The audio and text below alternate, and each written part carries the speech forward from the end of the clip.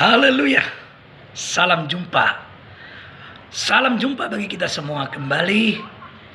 Hari ini bagaimana kita hidup dalam penggembalaan. Teman-teman semua, kita bersyukur pada Tuhan Yesus Kristus kalau hari ini kita bisa penuh dengan sukacita, bahagia, ya, menikmati berkat Tuhan, ya. Saya berharap teman-teman semua berada dalam sukacita, ya, penuh dengan semangat, ya. Jangan ada yang patah semangat, oke? Kita harus terus semangat, ya. Firman Tuhan berkata dalam Mazmur pasal 1 ayat yang kedua, yang kesukaannya adalah Taurat Tuhan, yang merenungkan Taurat itu siang dan malam. Ayat 3, orang itu sama seperti pohon yang ditanam di tepi aliran air, yang menghasilkan buahnya pada musimnya dan yang tidak layu daunnya apa saja. Nah, teman-teman, ini kita berbicara hidup dalam penggembalaan. Di sini teman-teman, dalam konteks ini, orang yang menyukai firman Tuhan, orang yang kesukaannya firman Tuhan itu, orang itu disamakan seperti pohon. Seperti pohon yang ditanam di tepi aliran air. Kan kita sudah tahu yang namanya pohon, pertama dia tidak bisa dicabut. Dia tidak bisa dipindah-pindahkan. Ya. Oleh karena itu, teman-teman semua, kita sebagai jemaat Tuhan harus tertanam. Tertanam dalam penggembalaan, tertanam dalam pelayanan, ya. Tertanam artinya apa? Komitmen, setia. Setia. Dalam konteks pohon berarti kalau kita mau ingin dipindahkan, harus konteksnya itu dicangkuk loh.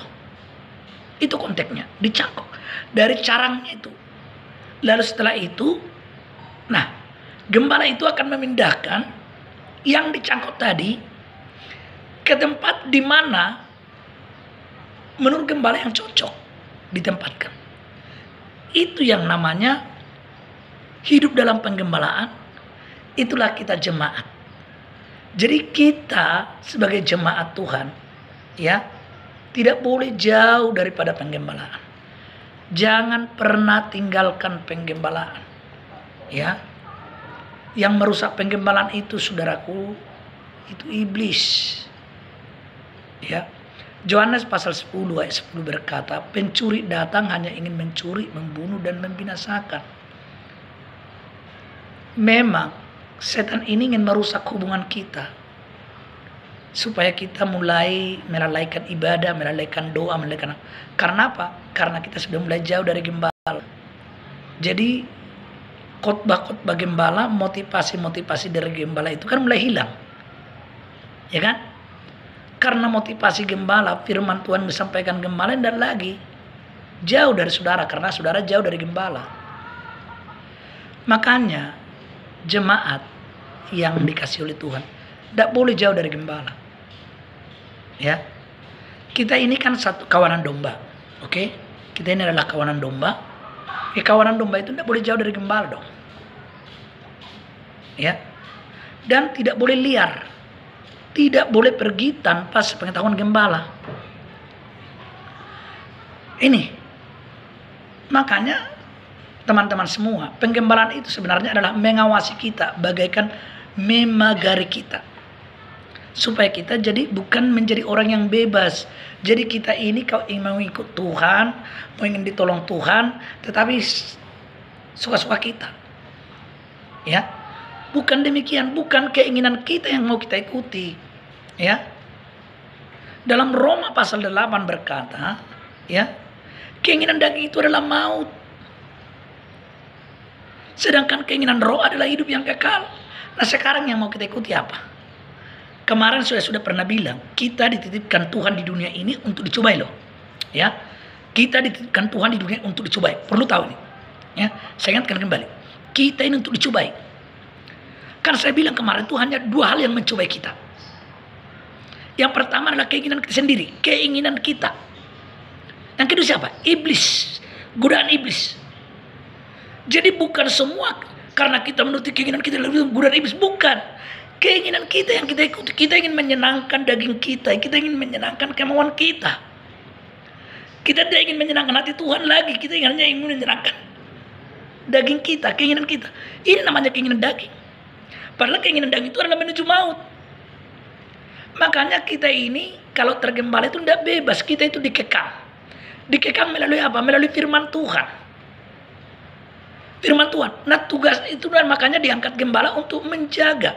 Teman-teman, dalam Yeremia pasal 23. Ya, Yeremia pasal 23. Perhatikan ayat 1. Dikatakan gembala-gembala yang membiarkan kambing dombanya itu liar. Perhatikan. Tuhan benci para gembala yang seperti itu.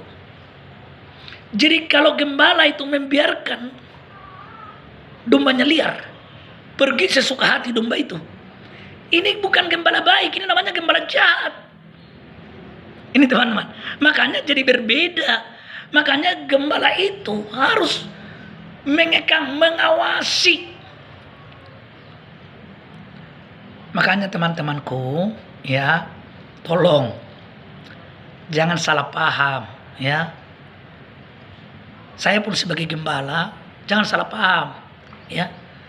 Kalian pun sebagai jemaat jangan salah paham. Memang tugas gembala itu mengawasi. Kalau dalam Yeremia 23 kan kita ini tidak boleh bebas, ya. Tidak boleh bebas. Ini loh. Jadi makanya tolonglah. Siapa yang membebaskan kita? Kalau gembala membebaskanmu, ya kan? Menuruti kemauanmu, itu bukan gembala yang baik, katanya itu gembala yang jahat.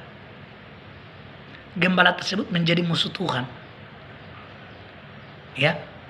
Makanya dalam ayat 4 berkata, Yeremia pasal 23 itu, Tuhan angkat lagi gembala. Padahal tadi sudah ada gembala kan? Sudah ada gembala, muncul lagi gembala, sama-sama gembala, tapi sama-sama menggembalakan. Satu yang dibenci Tuhan, satu yang diangkat Tuhan. Mana kira-kira? Oleh karena itu teman-teman, makanya saya hanya mau menjadi gembala yang diangkat Tuhan. Makanya saya selalu memperingatkan, saya selalu menegur jemaat. Saya tidak ragu-ragu menegur kalian sebagai jemaat, sebagai kekasih Tuhan. Ya, sebagaimana Tuhan mengasihimu, demikianlah aku mengasihimu. Tuhan menitipkan kalian untuk saya gembalakan. Saya bilang dalam Yeremia pasal 3 itu, memang bukan usaha saya untuk kalian tergembala di sini, tapi usaha Tuhan. Tidak pernah kalian aku cari-cari, tidak pernah aku ajak-ajak kalian dalam pelayanan ini. Saya belum pernah mengajak orang, saya belum pernah pengaruhi orang untuk datang di gereja kami dalam penggembalaan. Saya hanya berpikir kalau Tuhan titipkan mereka, saya akan gembalakan. Begitu. Jangan pakailah cara-cara yang tidak baiklah untuk kealasan cari jiwa, padahal sudah jemaat orang lain. Janganlah. Betul. Biarlah mau jemaat siapa dia, benar enggak kalau Tuhan antarkan, Tuhan kirim untuk kau gembalakan. Perhatikan ya, dalam Yeremia 23 itu perhatikan. Kalau kamu tidak menjadi gembala yang baik bagi Tuhan, memang yang termasuk domba, perhatikan, yang termasuk domba dari jemaatmu itu, dari gembala, memang akan Tuhan pindahkan. Tuhan pindahkan kemana? Kepada gembala yang dipilih Tuhan. Kan begitu kan? Jadi contohnya, jangan salahkan saya, ibaratnya kalau contohnya Tuhan memindahkan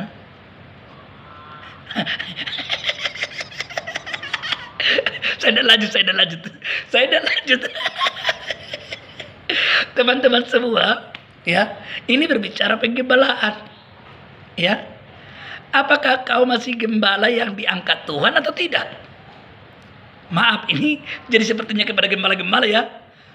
Ya, saya sebenarnya bukan untuk kepada gembala, porsi saya kan kepada jemaat yang kulayani. Amin. Posisi saya hanya kepada jemaat yang kulayani. Tapi karena video ini saya buat untuk like secara umum, ya bolehlah menyeluruh. Tapi yang jelas khotbahku ini adalah kepada jemaat yang kulayani, teman-teman semua ya, kepada jemaat, supaya mereka betul-betul taat dalam penggembalaan yang benar. Mereka benar-benar setia, benar-benar mengasihi Tuhan, mengasihi gembalanya, ya begitu. Oleh karena itu, mari saya berharap kita harus penuh dengan semangat. Domba boleh jauh dari gembalanya. Perhatikan. Domba tidak boleh jauh dari gembala. Kalau kamu domba, jangan jauh-jauh dari gembalamu. Apalagi kau berpikir untuk meninggalkan gembalamu. Akan sedih, ngeri hidupmu, teman. Ngeri hidupmu kalau kau berpikir untuk meninggalkan gembalamu. Kehancuran. Agak terlalu kejam ya, keras ya.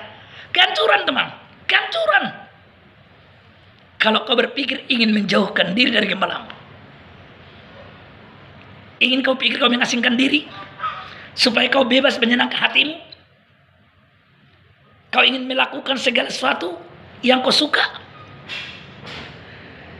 Setelah nanti menyesal. Penyesalan itu selalu terlambat. Kalau nasi sudah jadi bubur, tidak bisa lagi diubah menjadi nasi. Ya kalau udah jadi bubur lah. Kalau hidupmu sudah rusak. Kalau sudah rusak duluan, mau jadi apa kau? Hah? Diolah lagi. Aduh, butuh proses waktu lama lagi, teman. Butuh proses waktu lagi. Kalau kau diproses lagi, diulang, didaur ulang kembali lagi. Tapi kalau bubur tidak mungkin bisa jadi nasi. Mungkin menjadi apa dia, tidak tahu saya. Pokoknya bisa memang dibuat berbagai macam apa. Ya. Tetapi namanya udah jadi nasi lagi. Maka saya berharap teman-teman semua, maafkan saya. Ya, terlalu sakit atau terlalu, ya, ini adalah kebenaran. Kiranya Tuhan Yesus memberkati. Shalom, tetap semangat, sukacita. Pastikan selalu hari esok itu jauh lebih baik daripada hari ini. Untuk itu, jangan lihat keadaanmu sekarang. Jangan lihat keterpurukanmu sekarang. Jangan lihat kebangkitanmu sekarang. Jangan lihat kemajuanmu sekarang. Hari esok akan menentukan kita. Ketulusan dan kejujuran kita, kesetiaan kita, itu akan menentukan arah hidup kita ke depan. Terima kasih. Tuhan Yesus memberkati. Shalom.